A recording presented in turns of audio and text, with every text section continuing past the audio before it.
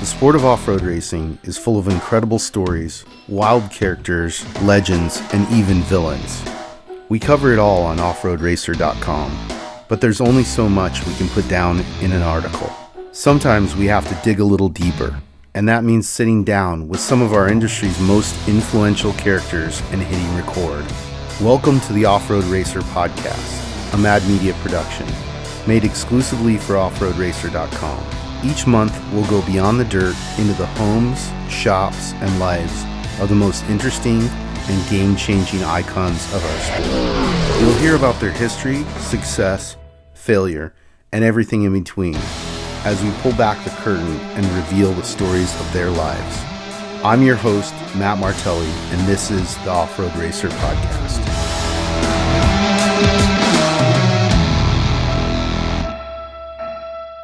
I'm Matt Martelli. This is the Off-Road Racer podcast. I'm here with the legend himself, Ivan, the Ironman Stewart. What's up, Ivan? No, I'm just doing what I do. I'm retired, so I'm having fun. Yeah, this is beautiful up here. We're just outside of Flagstaff.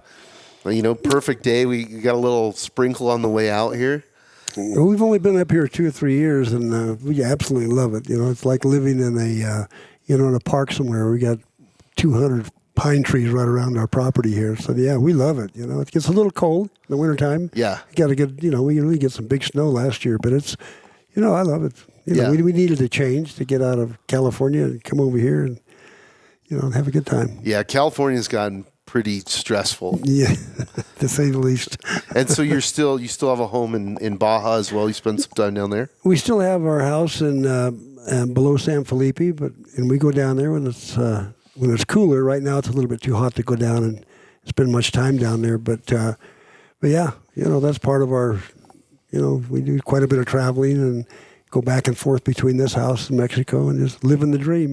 Yeah, it sounds good to me.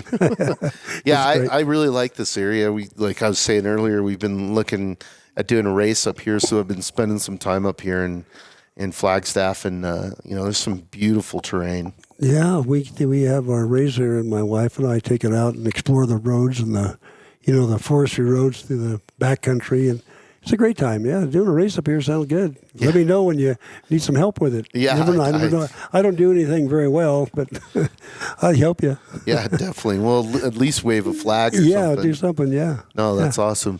So, when you got into this and into racing, you started on your own as a privateer. Did you ever think that, your career was going to lead to where it led to? Well, I started in about the 1971, 72, getting a dune buggy and learning a little bit more about off-road racing. And I had a high school friend of mine that wanted to build a 2-seat buggy to race the Baja 1000. Because I live in San Diego, it's pretty easy to go down there. And it's the backyard. In your backyard to practice and testing and all that stuff. So, I think we all start off the same way. I don't care if you're Parnelli Jones or Walker Evans or Ivan Stewart. You want to get involved and learn about it. It takes a while to learn, if it's motorcycle racing or drag racing, whatever it is. You just don't waltz in there, make a showing. You got to learn the ropes and how to do it. So that was, and I had my dune buggy. It was just a dune buggy. We'd go to Glamis and that type of stuff. And then this friend of mine, we built a 2-seater together and raced in the States and eventually moved down to Baja. But, after about the third year, you're starting to learn the ropes and what have you. But yeah. I never, ever dreamed that it would ever be as big as in a way for me to make a living in the 70s. But when Mickey Thompson came around in 1983, thereabouts, he started the Mickey Thompson series. And that's when I met Cal Wells and PPI and they started talking about this thing called MTEG and Mickey Thompson, what he was go to different stadiums and all that. And that sounded pretty exciting to me. But I think when Cal landed Toyota as a major sponsor, I thought, wow, this could turn into a big deal for me. And that lasted about 20 years. So I rode that wave and had a fantastic time doing it. But I never, in the beginning, I really didn't dream that it would ever be as big as it got.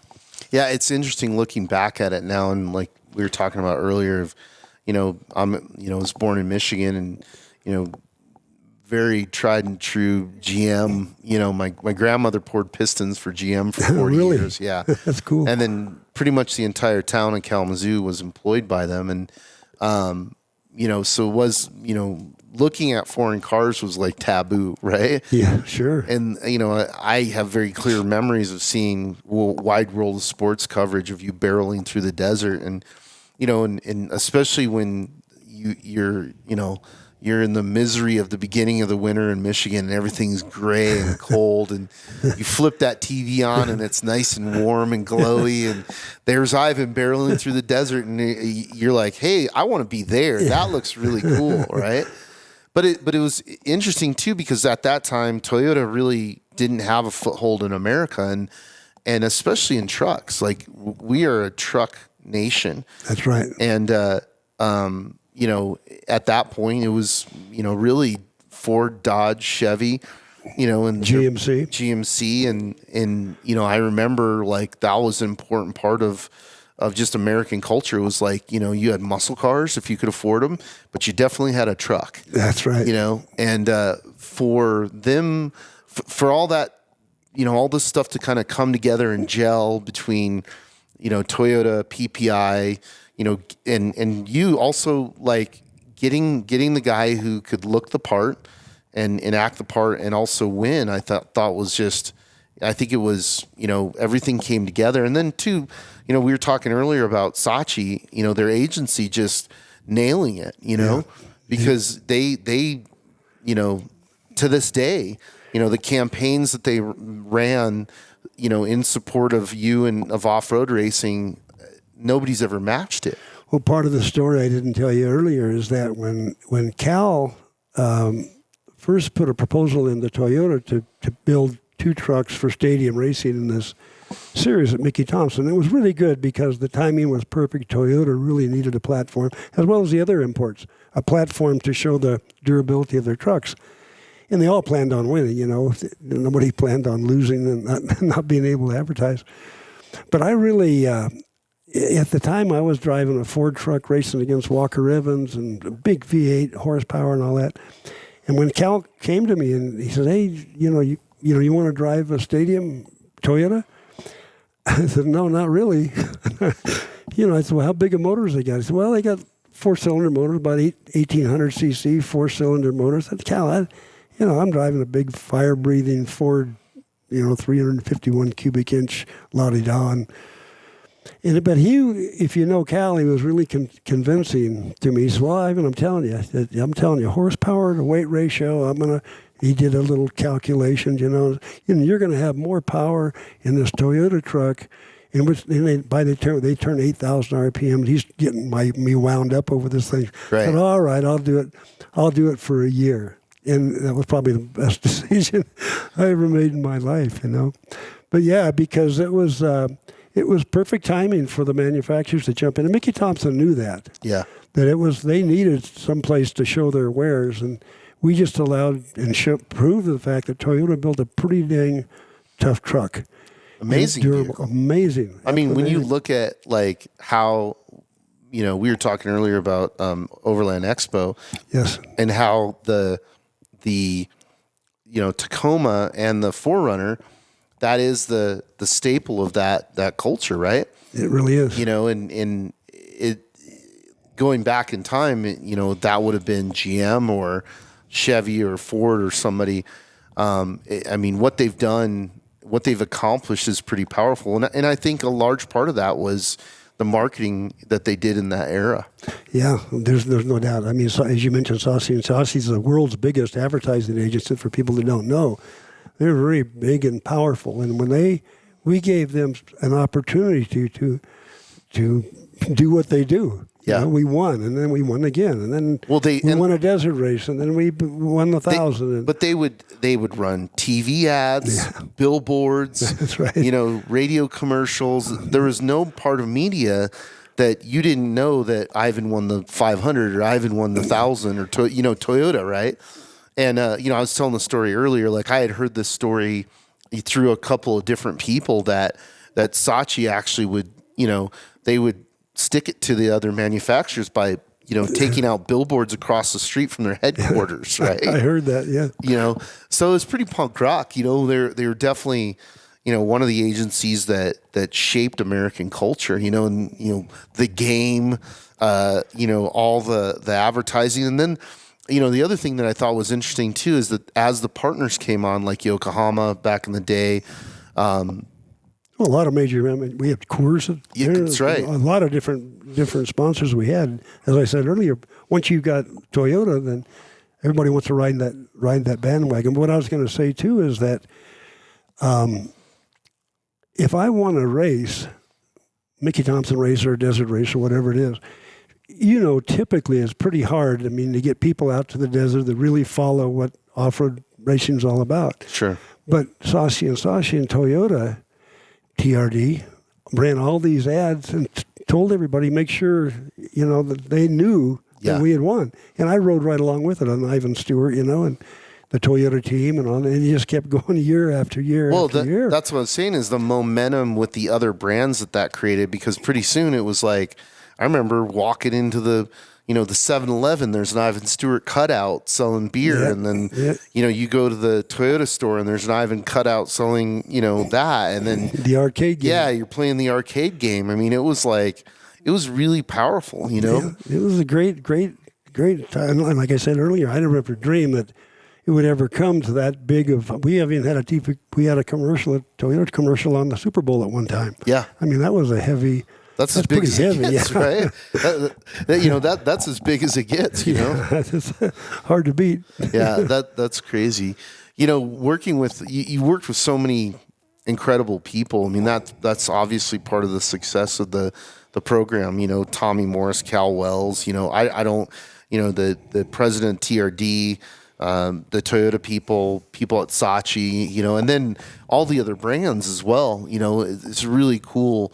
It had a massive effect on myself and my brother, and I can wholeheartedly say like we wouldn't be doing this. That was the first impression of off-road racing that we saw as kids was you barreling through the desert, and in our heads we're like, oh, him and Walker and Parnelli, they all hang out at the beach and just race cars, right? We just thought that was Southern California. But there was so much more to it. As I said earlier, we were talking is that just the racing was a big part. Yeah. But the testing, the developing of stadium and desert trucks, and proving them before we even raced them if they were worthy of winning. So that was a huge part of people that didn't really see that. No. Behind the scenes, that how much work went into, putting all new shocks on and pull them all back. Tom Moore's pull them back off again, and put on different valving, and all those things were just a big part of the business of racing. And then it became a business. It started off as a lot of fun and a great way to make a living, and I was getting paid good money to drive race cars, but there was a whole lot of work behind the scenes that people don't see. Yeah, and I've heard some of the stories of like, was it you guys that you would race the 1,000 and then cool, the race is done and you're using the way back as a test? Well, we didn't ever do that, but we did do things where we did a 24-hour test. Yeah. On a new transmission. I think it was a new transmission. They wanted to see if it was going to hold up for 24 hours, because that was the transmission we were going to use going down to La Paz. Right. And but we ran the theory was we'd run 24 hours, make sure the transmission would make it. It didn't. Right. But Rod Mill and I were up for it. I mean, that's what we did. We'd go out to Barstow and just run until somebody told us to stop, or go on the Mint course and just run laps after lap until the engineers, or there were BF Goodrich was our tire sponsor at the time, and they would, we've been developing tires. That was another big one. Just developing good tires for. Well, we had Yokohama and BF Goodrich.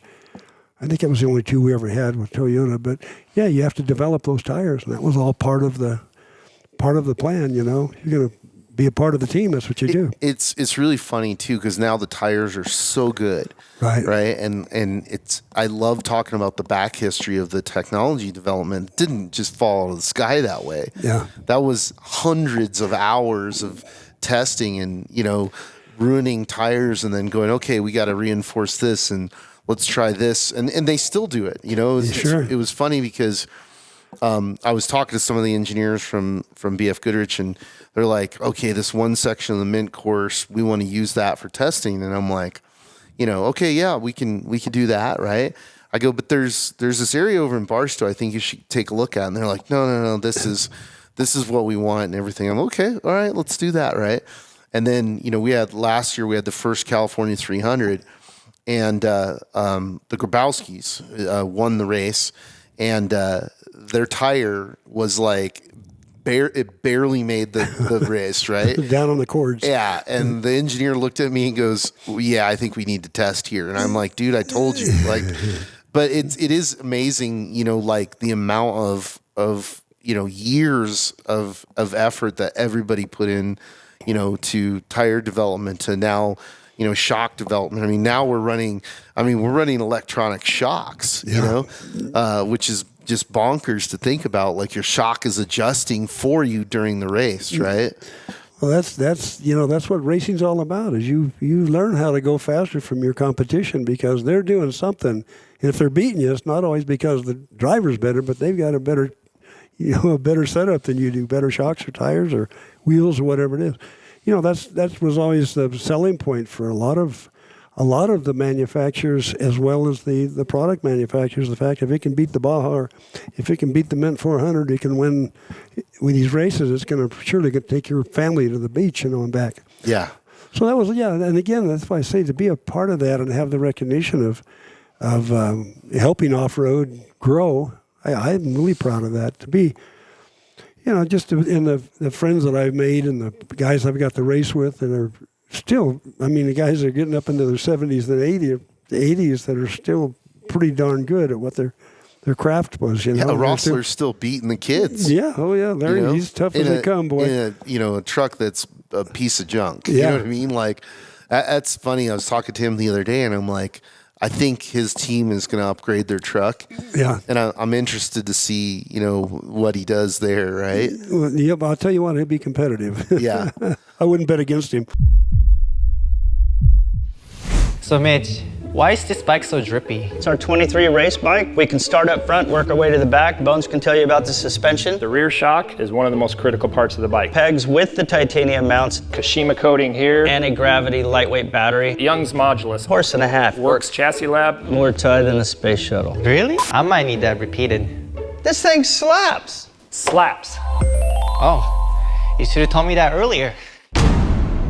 No, it's incredible when you think about the era, the Parnellis, Walker, you, of course, Larry Ragland, Larry Rossler, and of course, Rob McCachran. Yeah. And Mickey Thompson. You forget that Mickey Thompson did a whole lot for the sport. I mean, just lending his name to it, as well as Parnelli Jones. I mean, when they brought those names in, boy, you got instant recognition that there must be something to this off-road racing. Yeah. And Mickey knew that. I knew I think he was a genius in a lot of ways. What he saw, he was a visionary, and with Riverside and everything that he did for the sport, and he's great. He's perfect timing for everybody. Yeah, I mean, he was a force in our culture that, like, we honestly, like, that's part of the playbook that we look at now and try and pull, lessons from that, right?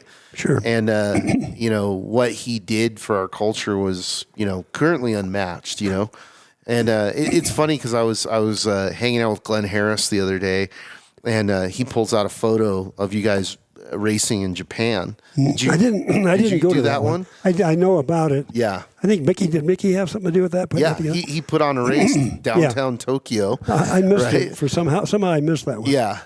But you guys raced in talk about a little bit about the stadium racing and all the different places that you guys went to, because it wasn't like it is now where it's like a little bit in Southern California and a little bit in the Midwest.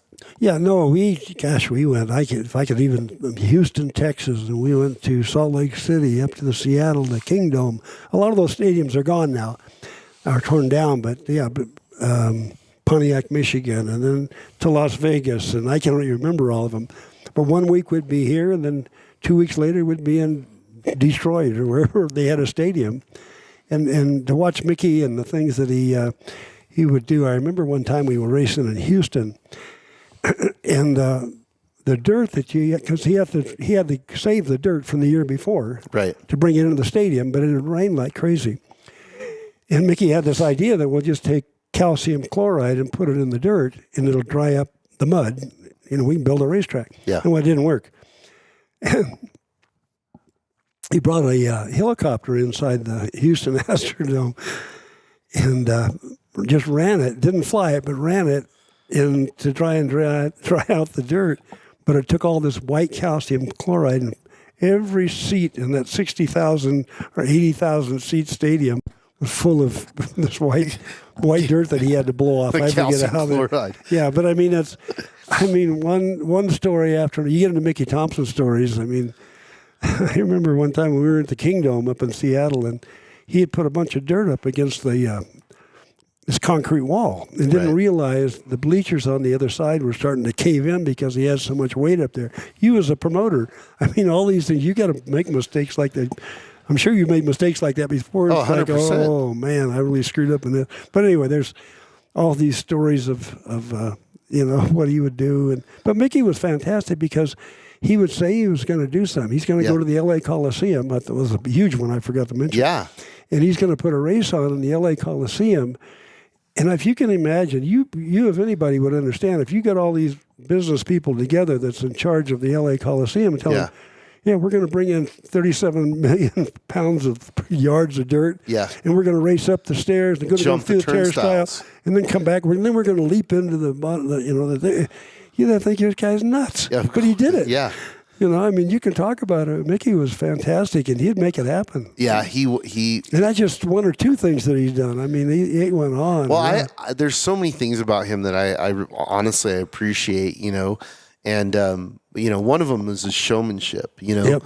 Like I remember it was at San Diego that he would do the fake crashes.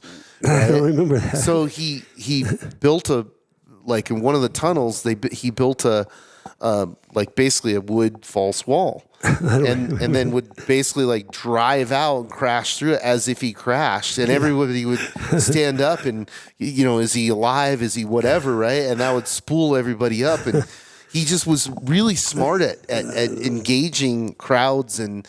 Just a true promoter. Oh, a showman is what you used a second ago, and absolutely fireworks. I mean, in the 70s and 80s, I know I thought about using fireworks, about getting the crowd revved up, and we'd come out in the fast qualifier that, do a big jump, and he'd have fireworks flying in the air. Yeah, he was great. I mean, I really miss him. I mean, he was so good for everything that we did anyway. But he did that for drag racing, boat racing, land speed records, off-road, Riverside. Yeah. He took us to Riverside. That was, I don't know if you knew this, but at Riverside International Raceway, we put more people in there. I'd heard this now. I didn't count them, but I heard that they brought more people in the Riverside Raceway for the off-road racing than they did for NASCAR. Have you ever heard that story? Yeah. I mean, I remember those days and how big it was. Huge. Huge. And it was like everybody was there. And it was a really magical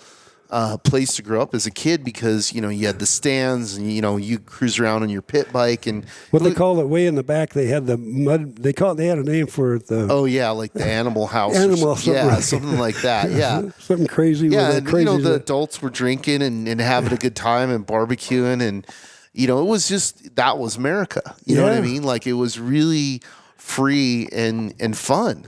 Well, in Thompson's Ridge, I mean, he'd come up with these names that were just really catchy, and they'd stick. we totally, it's so funny because, when we got them in and started looking at the course and Casey Folks did this too, but Casey would always have these kind of, because he was a older guy, he would have these names for things, and I'm like, that doesn't make sense now. You call it, after some Western gunfighter that nobody knew anymore, right? Yeah. And so we did that with the Mint course. We started branding certain areas, and not just for sponsorship, but so you could reference them. Sure. And what's cool now is that, again, I have my cheat code in life is my brother because he's a friggin' genius, right? And so he figured out how to mark all this stuff on Google Maps. So then when somebody pulls up a map of the Prim area, it says thumpers and it says, chokers, and they're like, that's, and then it says the Mint 400 on the map, right? Okay. So like somebody goes, and I don't know if you've seen it, but there's this really stupid art display there of these painted rocks. And everybody goes and takes their photos in front of it, and our course is directly behind it, and I can't stand it, but it is what it is, right? But my brother was smart enough to go, they're going to stand there and look at that. They're looking at the map, and then they're going to go, well, what's the Mint 400, right? Yeah, right. So, yeah. But that was because of the influence of Mickey and branding all that stuff. And Well, just to think of the one, when we're talking now, I'm thinking of one that he could have called, our trucks mini trucks. Right. I hated that term. That's what. Yes. I don't call it mini trucks. I don't even want to drive a Toyota if that's all they got. If you're going to call it a mini truck.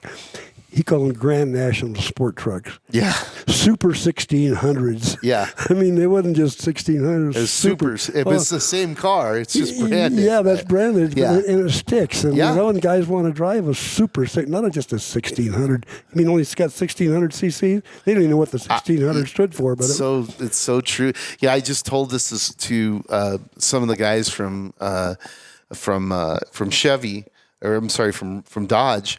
Because they have a truck and it's called the ZR2, and I'm like, that's not a very good brand. I go, like, if you go into a showroom and there's a Raptor, right, or there's a ZR2, you're like, you're buying the Raptor. Yeah, it sounds way it cooler. Sounds tough. That's a dude's truck, right? Yeah, right. So I think that's very true. I think people, they need those things to tout. It's like, oh, what'd you win? The mini truck class? That's cute.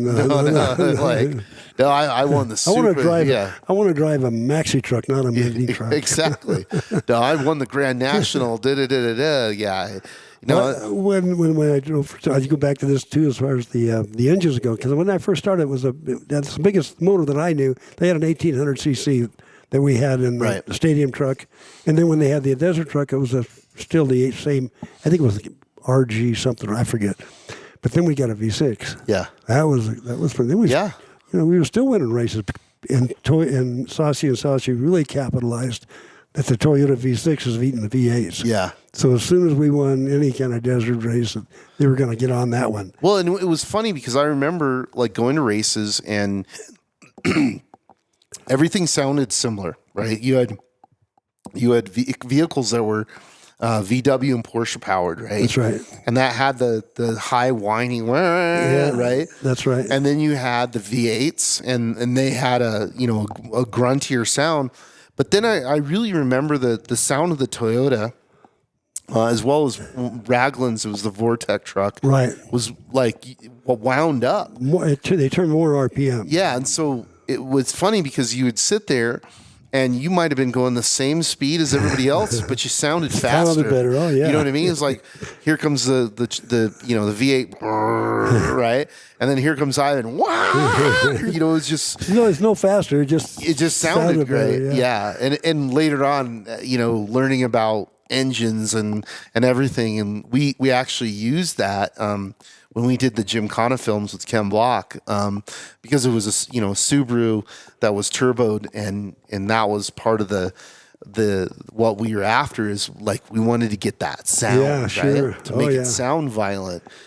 Yeah, because you need all the elements there. If you miss one of the elements in motorsports, it's important. If it don't sound right, if it don't sit right, that little truck I've got right here, if it don't sit right, you lost it. Yeah. That's one thing I think I've always said for custom cars and race cars and all, especially off-road and even custom cars.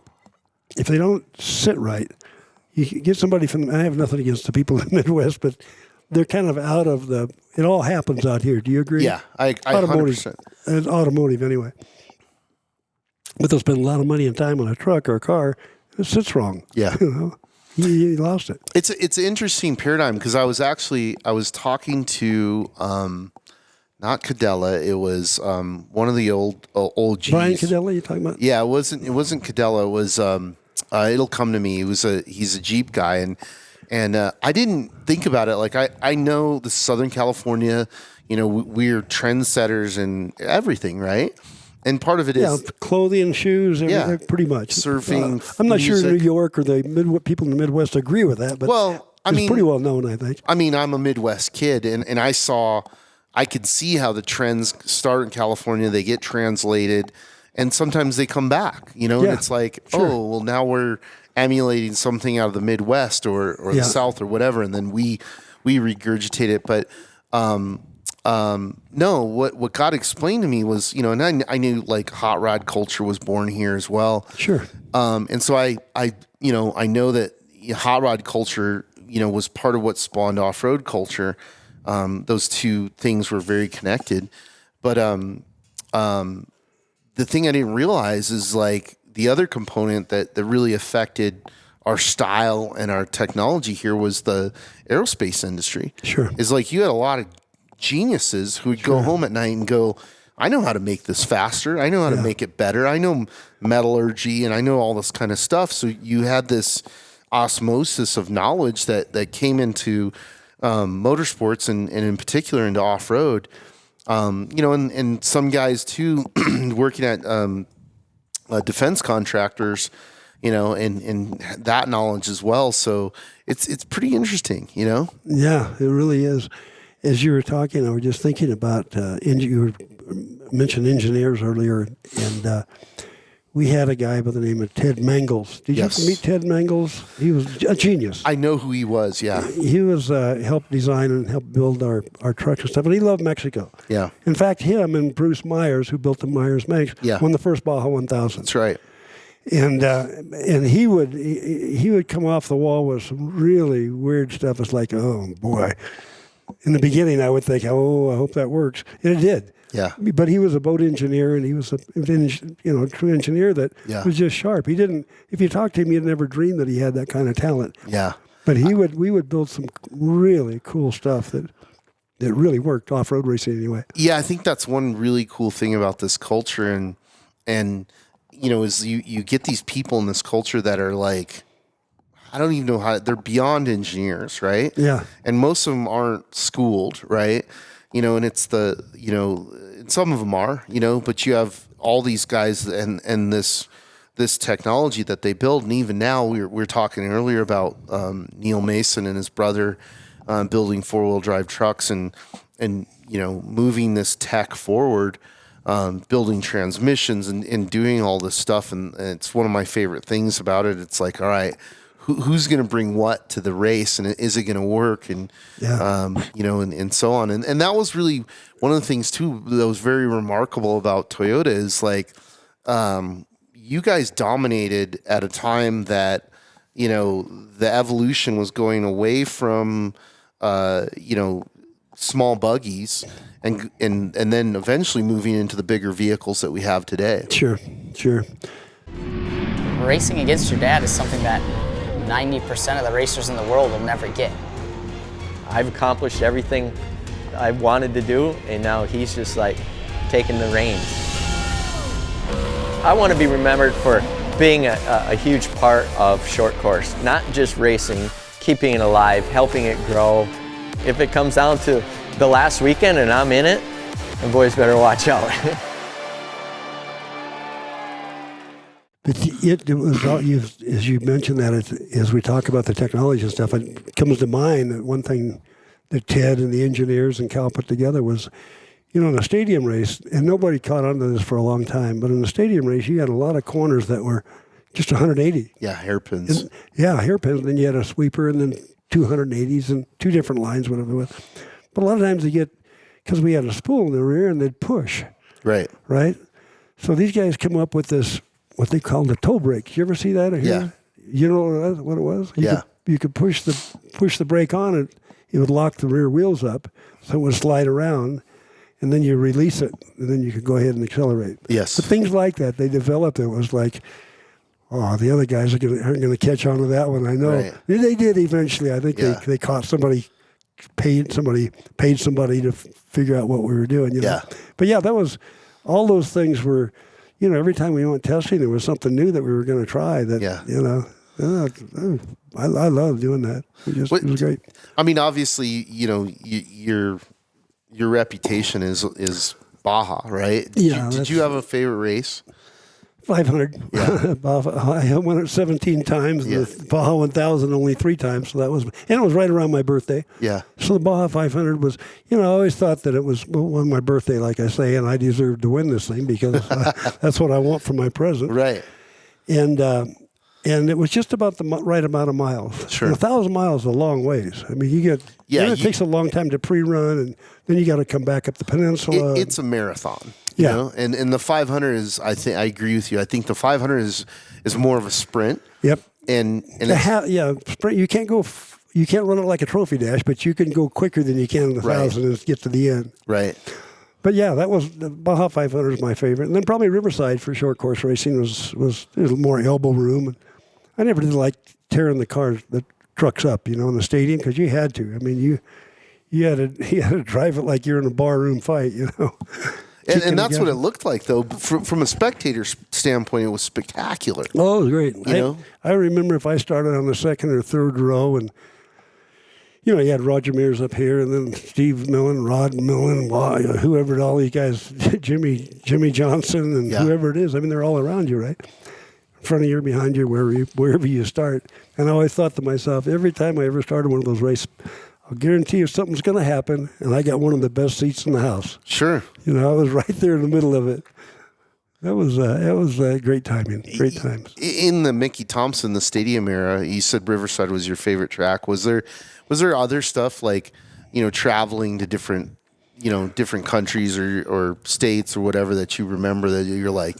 Well, I was probably different than a lot of the drivers because I really enjoyed the autograph sessions. Yeah. Mixing it, meeting the people and the little kids, their eyes that get big, like you're talking about somebody else that met me one time and they thought I was more than what I really was. But that and doing the interviews because we would go into a venue.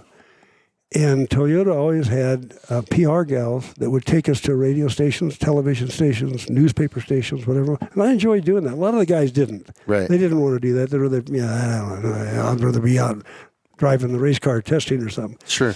But I knew that was a big part of it. Yeah. And Mickey Thompson has also schooled me enough to say, he says, you're going to have some great opportunities with Toyota, and you really need to go to Dale Carnegie. Yeah. And learn some public speaking and, all these things, dealing with people, remembering people's names and all these different things. And I listened to him, and I did. In fact, I went 2 times. Yeah.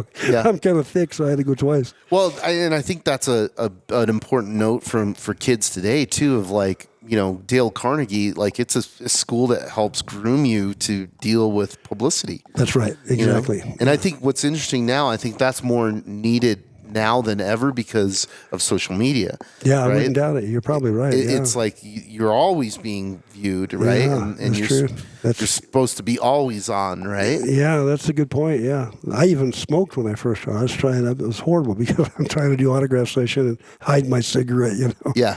And finally, Mickey Thompson would talk to me. He said, you need to get rid of them damn cigarettes. Go do some Dale Carnegie. And if I don't think you realize the opportunities you're going to have. Yeah. Yeah, it's interesting too from a marketing standpoint. It's like, you get these opportunities and you really got to push and take them because they'll lead to more opportunities, right? Sure. People see you and they're like, "Oh, look at how articulate he is on television." And you made a big impression on me as a kid because I'm like, here's this, healthy looking, strong looking blonde guy from Southern California. I mean, you look like a surfer, right? I was like, I want to look like that, be like that, right? And it was funny because there was a period where, a lot of the guys that were getting out of the trucks weren't in shape. Yeah. And that was frankly as a kid a turnoff to me. I looked at I don't want to hang out with that dude. See, I always wanted to, just like you said, I always wanted to look the part. Yeah. I wanted to act the part, right? I wanted to win races. Yeah. And if I could do that, win races, act the part, look the part, do public speaking, that would be a bonus in there. I might keep my job. Right. Right? So I didn't mind working for it at all. I mean, it was, the other reason too is because I came from construction. in the fence business in San Diego. And I mean, that's not a fun job, digging post hole, dig holes by hand out in the desert or over some mountains, whatever it is. So I didn't want to go back to that. So I, that was another incentive for me to really work much harder at. And the other, and I'd find tricks. I'll give you one that I did that, Mickey Thompson, before the race started, an hour before, so you had to go out to your truck and do autographs for the fans. Right. I mean, that was just part of the deal. Otherwise, he fined you or something. But I didn't care. I didn't mind doing that at all. But I found a slick way to have my line longer than Roger Mears or Walker Evans, right? You know what I did? No, well, tell us. Every time you see my signature, there's always a date on it. Okay. So a kid would come up, in 1984, and get my poster, and I put the date on it. He'd take his poster home, and the next time he came, he'd get back in my line because he wanted the 1985 signature. It was a new poster, plus it's going to have the new date. And the other guys never did catch on. That's funny. Smart. Because it was marketing that I kind of pat myself on the back. And then people to this day will say, yeah, I've got I've got the 1995 and the 96. And then my brother tore up my 98 or whatever it was. So yeah, all that stuff is, was important to Toyota and the sponsors too, because that was just another way to win to me. Yeah. I beat Walker in this one. That's so smart. And it's very true. It's funny because I know my cousin Killian's going to be listening to this one going, I told you so. He makes us put dates on everything, right? Oh, yeah. He's like, well, it's not the mint poster. It's got to be the mint poster from 2022 because then you got to get the one from 2023. That's right. Yeah, absolutely. Yeah, that makes a ton of sense. Oh, yeah. I started that, and then I always thought I was pretty proud of myself because the other guys hadn't thought of it yet, when the video game came about, I don't think anybody understood how big video games were going to become, right? But what was that like? What was that like for you to walk into either an arcade or a convenience store and be like, there I am? Oh, that was cool. That was like, you really you made it, Yeah. If there was one thing that happened when I went to Hawaii one time, I saw my arcade game. It was the number one arcade game in 1989. In fact, I'm still friends with the owner of the company. And it made more money than any other what they call the coin-op arcade game. So Yeah. It was the biggest money maker, the most popular. I didn't make a whole lot of money, but I made a little money on it, Yeah. And it was really fun to do. And then there was a lot of spin-offs that you could do because of the game, because it all kind of marketing and connected and used the game in a autograph session, all kinds of stuff. It's funny because it was such a big deal to me and my brother, right? Like, as kids, arcade games were really important, right? And you had all the different ones, right? But it as it happened, and we had just moved to Southern California, and I remember the liquor store up the street got one. Yeah. And all the kids spread the word, hey, they got the Ivan Stewart game, right? And we would go up there and have to practically get in a fist fight to get on it, right? Yeah, sure. And you go up there with your stack of quarters and you're like, I'm going to be here for a while, guys. Just back off, right? And we're just, slamming quarters and, and then you're playing for hours. And, it was really cool. And, this is long before, PlayStation and all this type of stuff. But it meant so much as a kid, to have that connection, and again, it was like a really powerful marketing tool. Yeah, it was great. Just today, before you came, we're having some flooring put in our house, getting some estimates for some flooring. That was the air conditioner. We're getting some air conditioning. Anyway, he walked over and said, are you Ivan Stewart? The real Ivan Stewart? Yeah. So I still get that almost daily, somebody. But it wasn't, and a lot of times they'll remember me from the game. Yeah. And not necessarily from racing. Yeah. That was they may not know. Well, they wouldn't know. If they were from the Midwest, they'd know about the game, but they wouldn't know my accomplishments in racing, So, yeah. That was I don't know. I mean, it was a very interesting time because, Saatchi they were doing, I'm assuming global. I know they were doing national stuff because I remember getting, Sports Illustrated and just different magazines and opening it up, and it's like, bam, there it is. I don't think so, Matt, because I think that Toyota USA is responsible for Toyota USA. Right. When you go into So it Canada, was- that's Canada. Gotcha. You know, Canada take care of your own. Yeah. You guys go spend all the money on building race cars and stuff. So I don't think it was worldwide. Somehow I don't think there's a Canadian Ivan. Although there's some good rally racers from Canada. Although they're around, I guarantee you. But yeah, I don't think that was. I think it was mainly USA because we were invited to go out and race in other countries. But Toyota really, they're responsible for United States, so that's where it stayed. Yeah, I remember, being in Michigan and seeing, print ads and billboards and, it wasn't something that you're like, oh, you can kind of ignore it. It was like, it was there. It was part of, it wasn't just a part of off-road. It was a part of American culture. Oh, that's right. Yeah, absolutely. I agree 100%. Yeah. I've had the good fortune of working construction in El Cajon as well, pouring concrete as a kid, and that's one of the, it's rough. I give credit to anybody who does that. It's a tough way to make a living. And when you have a chance to get out of it and be a race car driver, I mean that's really special. Yeah, I mean it's one of the things that motivates me to this day is when I have a long day or a hard day, I'm like, you know what? I'm not pouring concrete. Lynn Cheneth told me a story that you're kind of heading down this direction. I'll tell you the story that I never thought about before, but you've been to Lynn Cheneth's Legacy Museum, and his property is just awesome. Beautiful down there. Well, there was a guy that owned that before Lynn bought it. In fact, I was looking at that property to buy before I bought my house. Right. And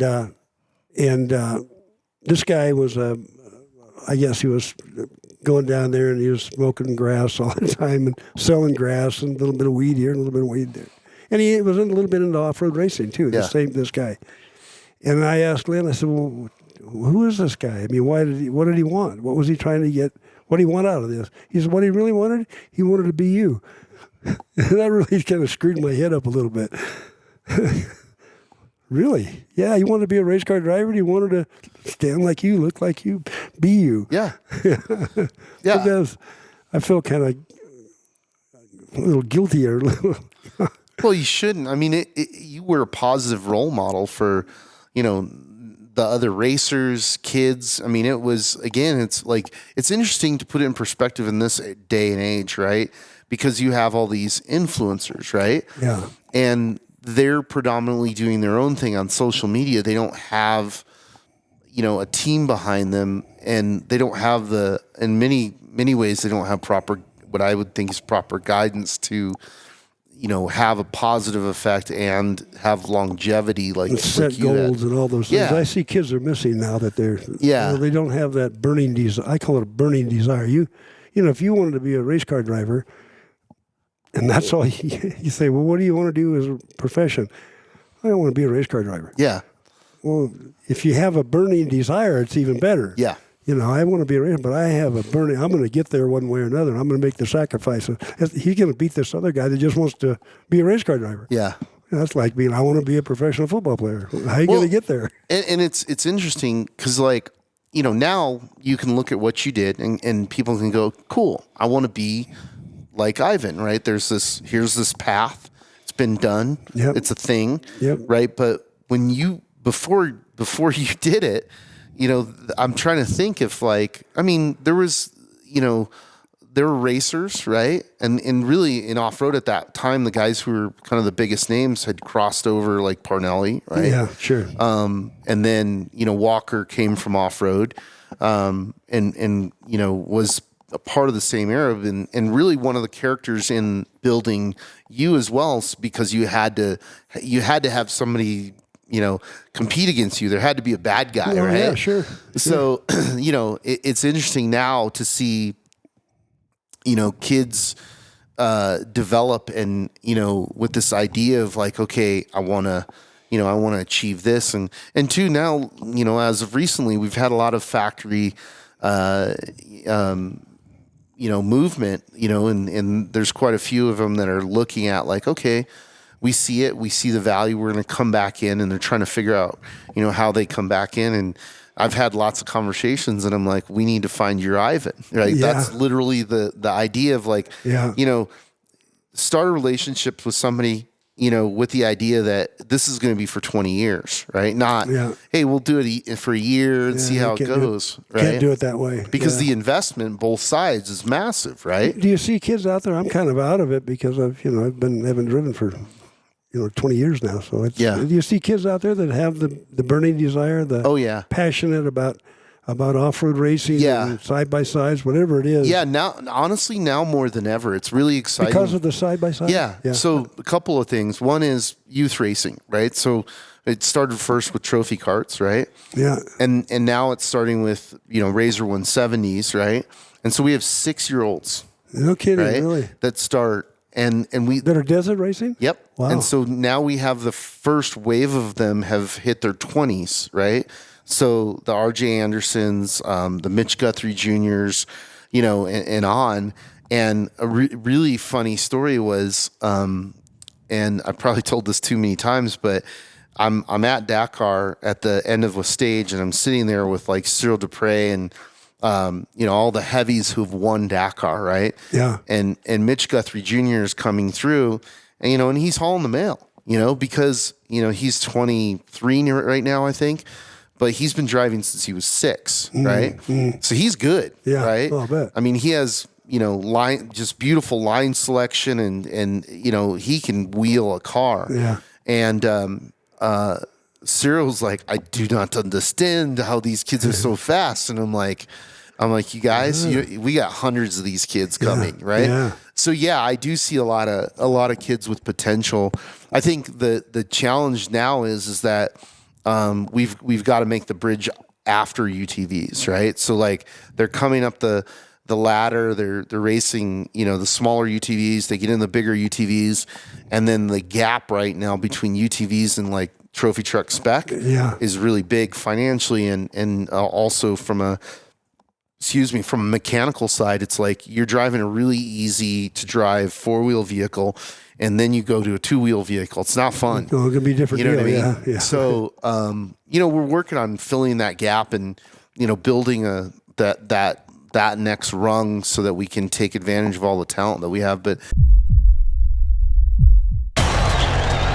all right, Chase, number 23, it's 2023. This championship's yours. Let's show these guys what's up. Easy, boys. It's not over yet. Big dog still gotta eat. Whatever you say, big dog. Seriously? These fools think I'm pride? They know the deal.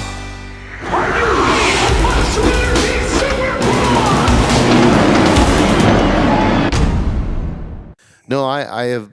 There's a lot of kids, man, and they're good, and the upside of being born with, social media is like they're switched on to what they should be doing. Are they? That's good. At an early age. I was going to ask you about that. If they got some role models, or they got some training, or people out there that's giving media training or anything like that. I think we need to work with them more and give them the media training. Yeah. Because they develop some bad habits because social media creates this kind of copycat syndrome, right? Yeah. Where somebody has success doing something, and so everybody copies it, right? Because they want that immediate success, rather than going and being themselves and going, "Hey, I'm a different person than this person, than this person, this person," and back to your era of racing. I mean, that what was cool, right? Like Walker did not look like you, right? He was Walker Evans, cowboy hat guy. Yeah, sure. You know what I mean? He was a different character, right?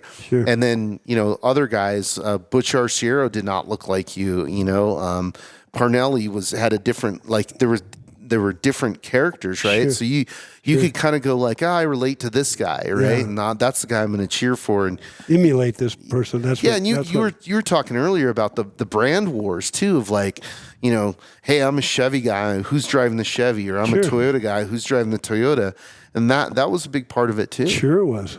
Absolutely, yeah.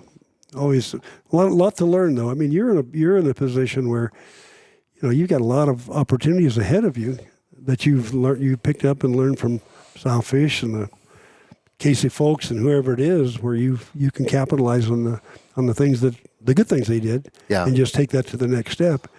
Yep. And the Mickey Thompsons. I mean, it's, you pay attention to all those things in the past that you should be learning from, which I'm sure you are. I feel so. Or your brother's helping you out. Yeah, dude, he's yeah. I don't think I met him. No, it's funny too because I'm the relationship go out and wave my arms guy, and then I turn around and go, all right, we need to figure this out, right? Yeah, right. Help me. So it's great now, and it's funny because I got my cousin involved, really accidentally. He came out here from on a trip from Michigan to go to a concert with my brother.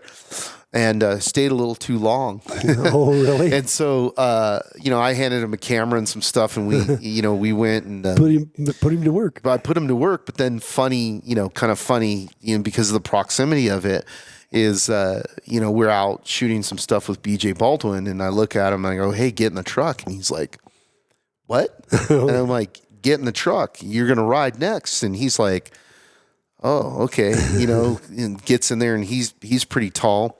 So it took him a little bit to buckle in. And, BJ has this loop that he does. He knows the loop, and he can scare the hell out of you. He scares the hell out of people, right? Yeah. And he has excellent car control. And there's one area where you're running along these whoops, and there's a gate. Right, and they're hard poles. They're not. It's not like something. Give. You're gonna push over giant steel poles. Don't want to hit it. And he knows how to rotate the car. He'll rotate it sideways and flick it back and just thread the needle. Yeah. And there's whoops, right? So you're going sideways, sliding in whoops toward this pole, and you can see the pole, right? And you're like, BJ, we're gonna die, and he just puts it back in. And so that's why he does it. Yeah, of course. I mean. So Killian gets out of the truck and he's just like, a lot of people get sick. No, he was blown away. Oh, he was like, he's hooked. You got to be careful. Incredible, right? You'll addict him. Yeah, and then spending time pre-running and marking course, and it's a lot of work, but man, it is so much fun. But if he like it, they fall in love with it. And some don't like it. It's not for everybody. No. I mean, it's off-road racing, the dust, the dirt, the pain, and everything that goes with it. But if you fall in love with it, you're hooked. Oh yeah, you find a niche someplace so you can stay involved. Yeah, no, it's definitely a passion, and I love sharing it with people. And again, I think that was what was so cool about your career and your era is the impact that you had. On multiple generations. In the United States, really all over the world. And that's a really cool thing. I'm really thankful that. Toyota invested the money. Cal was smart enough to do PPI. He had a shit ton of talented people like Tommy Morris there, and it was a perfect storm. Yeah, and I really we talk about that quite a bit amongst the other business people of like, how do we get that back, and how do we not just get that back but go beyond that, right, to make a long-term equitable relationships with the factories, because we want that. We know what came out of off-road racing and how valuable it is. And I think we're in that kind of transition where it's time for us to claim that responsibility and say, hey, Jeep, Toyota, Ford, all this stuff came from off-road racing. It came from us. There'd be no Raptor without Ivan Stewart. There'd be no Tacoma. I mean, I laugh now. Nissan isn't involved currently in off-road racing, but side of their trucks is pre-runner. Oh, does it really? Yeah. Like every truck they make. Does it really? Yeah, 4x4 pre-runner. And then I think they even use the moniker Pro 4 too. Oh, really? Right? Or Pro 4x4, right? So, it's funny. I real quickly, a short story, but I was on a panel and I met this woman from Goodyear. She was the global marketing director, I believe, right? For Goodyear? Yeah, and I said, we're having some casual conversation. I said, if you ever want to come back into off-road racing, I'd love to see you guys. I'd love to help you guys. And she goes, what do you mean come back? We've never been in off-road racing. And I was like, are you kidding? Yeah, they don't know. She didn't know the history, She didn't know the history? No kidding. So I'm like emailing her photos, and she's like, this is incredible. And I'm like, yeah, you guys have this giant legacy that, at any moment you can capitalize on. But How about BF Goodrich? Are they still involved? oh yeah, they are fantastic. They're way out. They're out. Yeah. How about Yokohama? Yoko's doing a lot of good stuff. So is Toyo. In off-road racing. Yes, in off-road racing. good. And then we've got a bunch of other brands as well involved in short course and supporting short course, and then and then more desert brands. And I think as we do the work to help stabilize classes and then reinvigorate certain classes that run some smaller tires, we're going to get more and more of those guys, because once we went to 39, that wiped out a lot of reason for tire companies to invest. Well, yeah, because it costs a tremendous. You know what it costs to build that mold? Yeah. You know what I mean? Well, it was funny because I've had to learn all this technology, and I remember, having this conversation with General Tire, and hey, are they involved? Yeah, they're still involved a little bit. A little. They've never really jumped in like BF Goodrich and. How about Goodyear? They were for a while. No, not at all. Nope. Zero. So that's a shame. we definitely have some work to do, but Travis, who is at General Tire, he explained it to me. He goes, "Look, it's $1 million to do a 39. Sure. It's $1 million in just molds and development, and then the entire production line of the tires. You can't. You have to cart it around. It won't fit on any conveyor belt because it's too big. Too big, yeah. Right. So then they got to win, and then they got to spend the money to market it. Right. That's another couple $1 million, right? Right. So like that's where you got to help them as a promoter and a sanctioning body is to keep what their needs are, and that's to develop something for their needs. They've already got or something. Whatever. I don't know. No, and we want that. We want to be the platform like Mickey created back in the day, and Sal and all of you guys, right? Yeah. Because the blueprint's there, right? Yeah, sure. And it's like one of those things. Like we just have to connect the dots, right? And sometimes, as it's about timing. It's about budgets. It's about people within the company. Sure. Getting somebody to stick their neck out and say, "Hey, yeah, we should be doing this." Yeah, sure. So because that's a big leap. I mean, that's a big. It is. It's a good idea because it may not work out. And now you look bad. Yeah, I mean, if you look back at what you guys accomplished, like, what if it didn't go good? Yeah. You know what I mean? What if you ended up not being a good driver? That's what Mickey Thompson was never afraid of failure. Yeah. Because that's why a lot of people don't do things, and tire companies don't get back in off-road racing because they're afraid they'll fail. Yeah.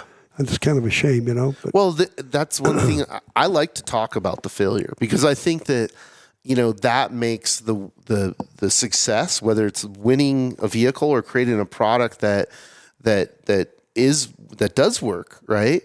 It's like, again, people don't understand that everything we have now was broken multiple times to get to this point. Sure. Wheels, tires, transmissions, everything, frames, you name it, spindles, everything. Yeah, I mean, it's been developed. Yeah, I literally remember. I was just talking to Savage about it, and we were talking about beefing up some of the steel that's in the vehicles because now they go faster and they're heavier, right? So the stuff that was designed in the 80s isn't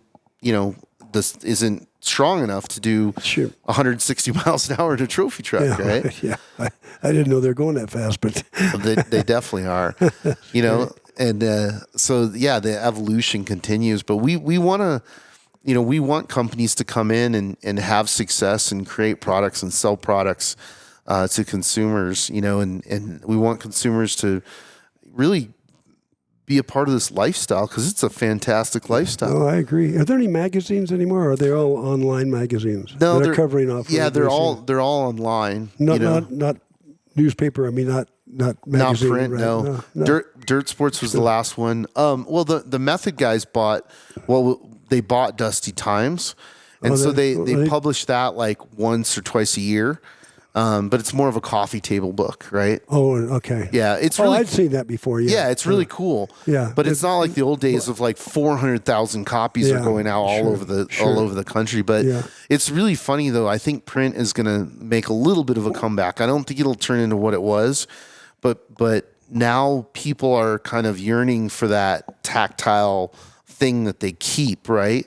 So I think there's an opportunity to do it again in off-road, and support it. So I hope so. Yeah, we'll see. There's a lot of the old school print guys too who want to see it. So What I liked about the print is that you could.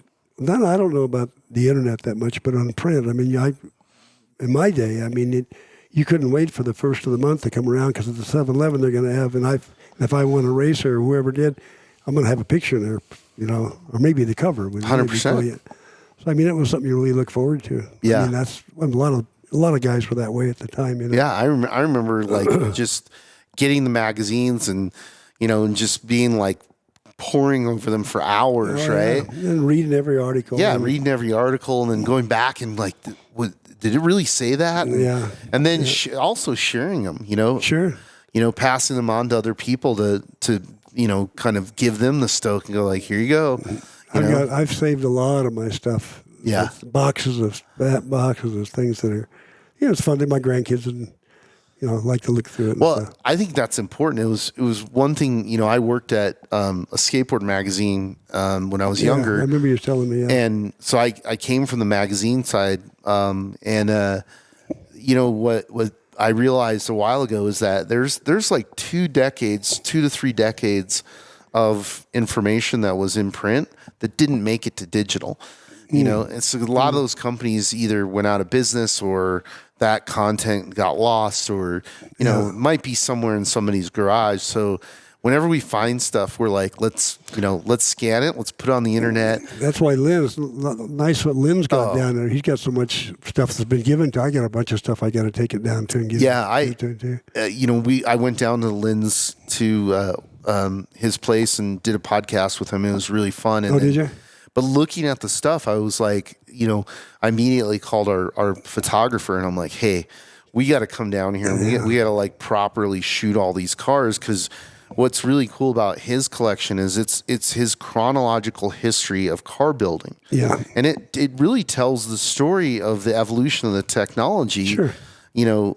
Through, 30 years basically. Sure. And he led the way in a lot of that, No, he absolutely did it. It's interesting to look at that stuff too and understand like, that led to, and one of the things we talked about was like he invented the UTV, sure. with the mini mag, and then he created the.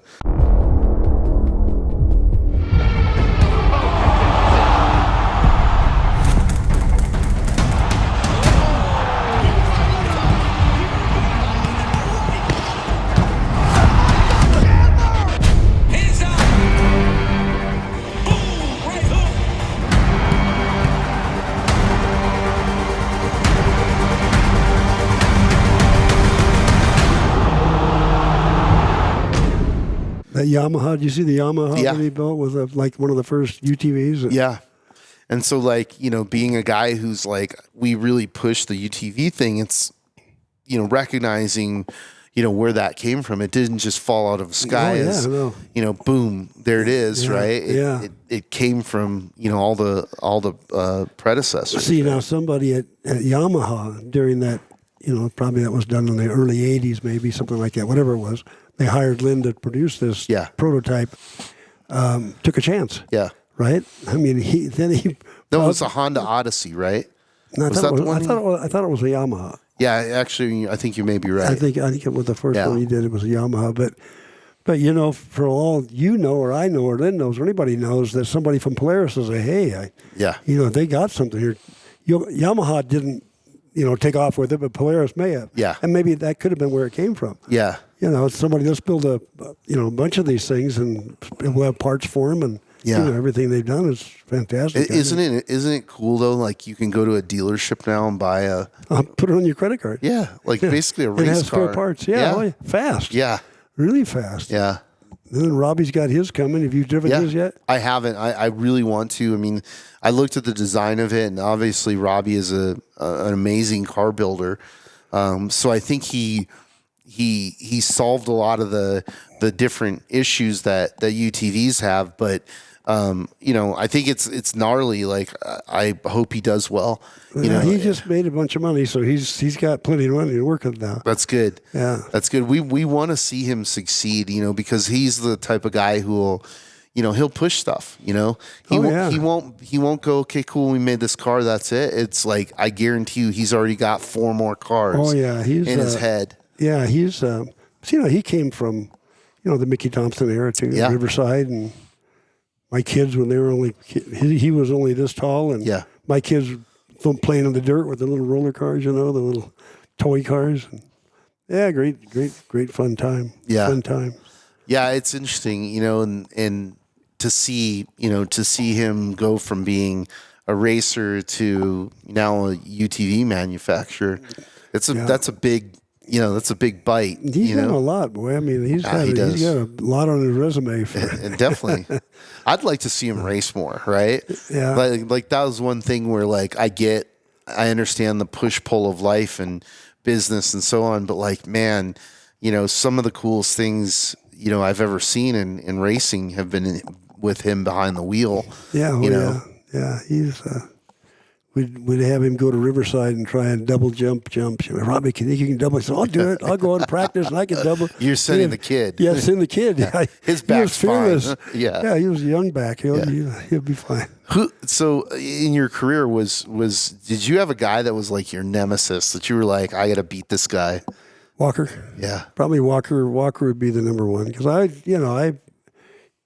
would grab the magazine before I started racing and read about this guy, Walker Evans. Hell, he only stands this tall, Yeah. I know he puts his pants on just like I do. Yeah. And I got a chance to ride with him. I don't think I ever told him this, but as soon as I rode with him, I thought, I think I can beat you. I didn't tell him that, but that's one reason. That's how you learn too, is you take a ride with him, and because you may be fooled. So, ooh, sure, I can't do this. Yeah. I can't go that fast. But no, he's really a personal friend that we've known, Phyllis and Walker. And I was in the hospital a couple of years ago, and he came down and visited me, and that meant a lot, And Parnelli was my hero, still is probably the one I put on the platform. Yeah. Larry Ragland was always tough. I loved to race against him. And Roger Mears. Roger Mears was always a good, hard, charging, fair racer, desert and stadium, and I loved racing against those guys. Yeah. And then Rod Millen. Yeah. I just went to Rod Millen's house over in New Zealand a couple of years ago and drove one of my stadium trucks. Oh, in his event? Yeah, his hill climb. Yeah. Oh, nice. Yeah. It was Leadfoot, right? Yeah, called Leadfoot. Yeah, that's really cool. Oh, you been there? Did you go there? No, but I'm friends with his son and Ryan. Yeah, or Reese. Both of them. Reese, yeah. But more Reese because we've spent some time together, and I think he took a little break from it. Yeah, I think he's got a house in Texas now. He's got Mickey Thompson's sister is living with him in Texas because Mickey's sister is Rod's wife's mother. I don't know if you knew that. No. Colleen, yeah.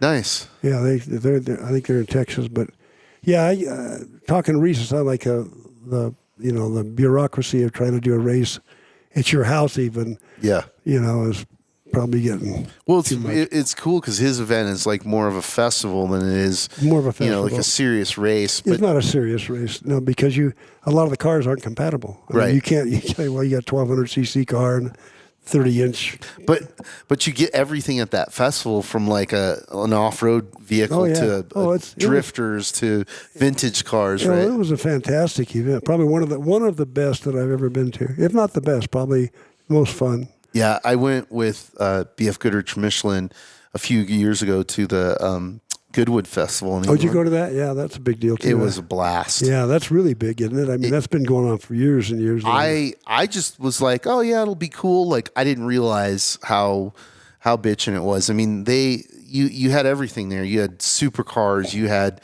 F1 cars, you had antique vintage cars, you had guys who were doing upfitted Porsches. It was just this like everything, and there was stuff there that I'm like, what is that? Well, did they have? Is it the same as Rod's? It's more of a show or a demonstration than a flat out race that you're competing against other cars. Yeah. Yeah, that's the way Rod was the same way. Yeah, and it was a very fun, casual environment. Like you walk in. It's a hoity-toity, high-dollar deal, though, isn't it? I mean, no, it's. Oh no, not really. They have that element, right? But then it's like you can go to the champagne garden, Yeah. right? So they have that element of it. But like most people are walking around with a beer in their hand. You know what I mean? Kidding, really. So yeah, it's not like I thought it was a real hoity-toity. No, like, it's very approachable. Oh, like yeah. it was really cool. It was open like to the public. Yeah. Oh yeah. Huh. There's like I don't even know what the numbers are. Like probably like 60, 80,000 people that No go. kidding. Yeah. How long is the driveway? It's short. It's like a 3/4 of a mile or Oh, something. that's all it is, yeah. huh? Huh. Yeah. So you just get to rip up it and then come back down and but what's cool about it is it has the vibe of a race without the it's not a serious competition. Yeah, right. But everybody's there to kind of show off, right? Yeah, sure. And so that's really cool. But yeah, like walking around the paddock and seeing the vintage vehicles that we never get over in the United States because the Lotuses and and just the Formula One cars. The history of engineering in Europe is older than America, right? Oh, sure. And then I think that it had more, kind of variance, right? And so you had guys that were making tractors and they're like, oh, this is a bitchin' engine. Why don't we put it in a race car? And then you're like, oh, it's a, whatever 20-cylinder engine that's supposed to be for a tractor. Yeah, and they put it in a sports car, and you're like, okay, there's all kinds of stuff like that. But it's really cool. I definitely recommend going. We've been talking to them quite a bit about, bringing some trophy trucks over. But I don't want to. They have like this off-road area that's way in the back. Yeah, you don't get stuck. Yeah, out they're there. like, yeah, we'll go back there. I'm like, you don't understand. Like we aren't mudders or like crawlers. We are, 100 miles an hour over jumps and whoops. And so, I hope to get the opportunity to go there and melt everybody's mind, with some trophy trucks. But we'll see. But it's a really cool event. Yeah, that's cool. That's.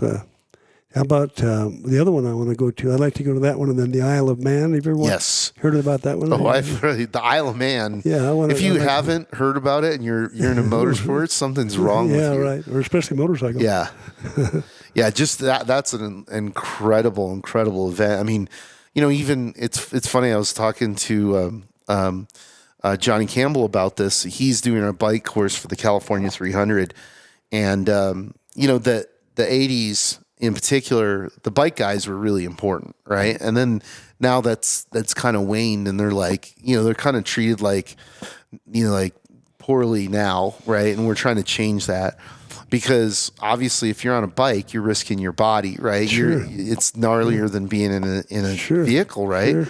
And racing in the desert obviously is it's dangerous, right? Sure it is. Especially the speeds that those bikes are capable. But when you look at Isle of Man and what they're doing, you're like, I don't even know how you're processing information that quickly.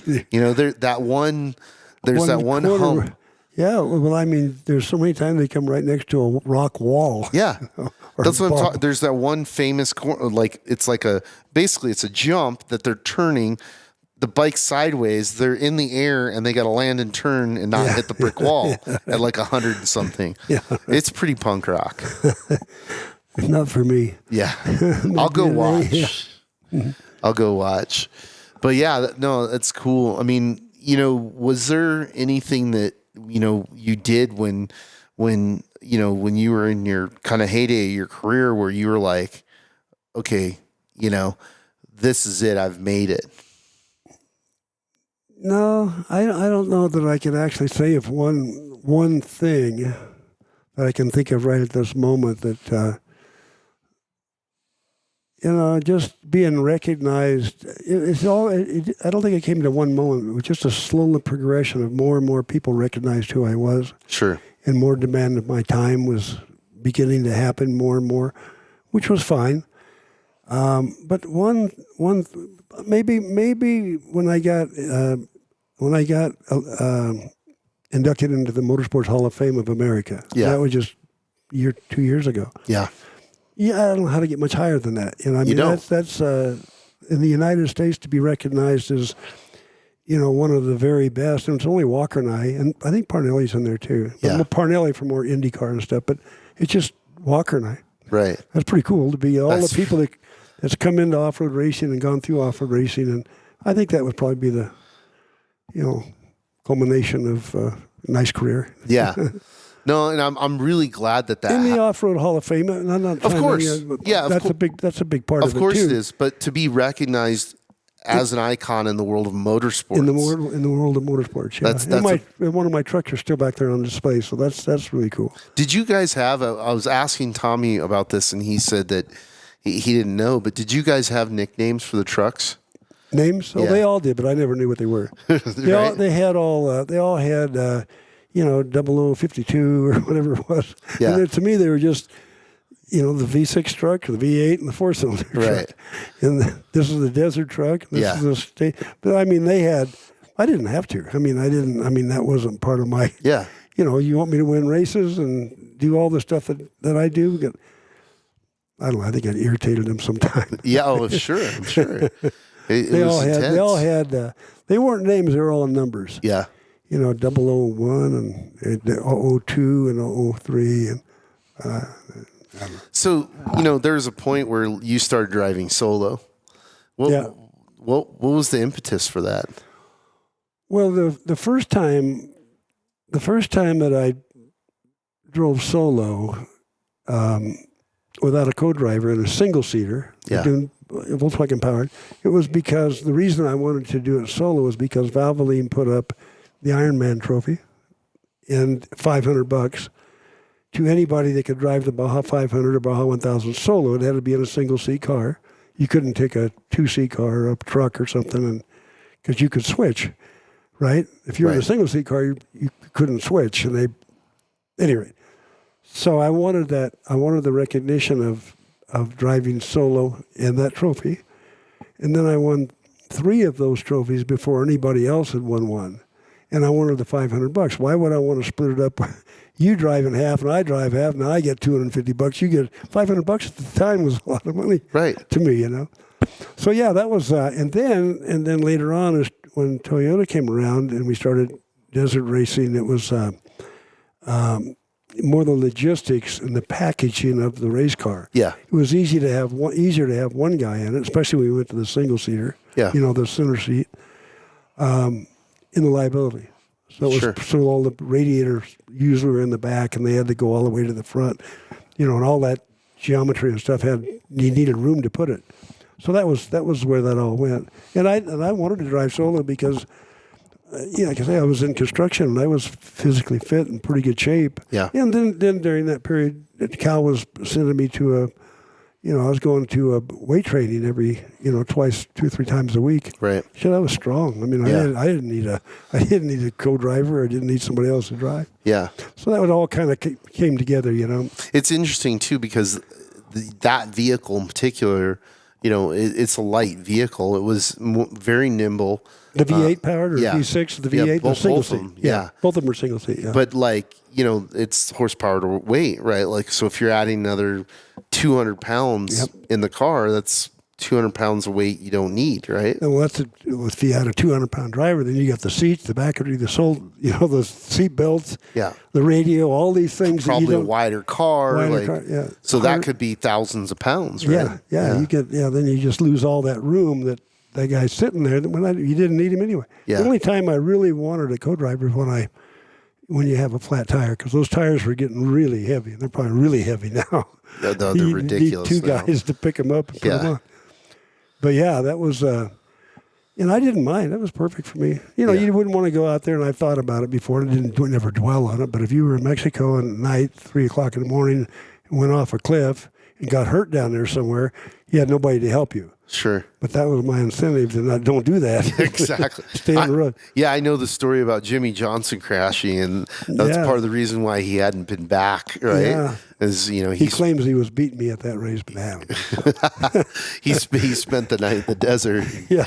He's twiddling his thumb, boy. Yeah. I'm going to get fired. John Nelson's going to fire me, and don't even have a job. Yeah.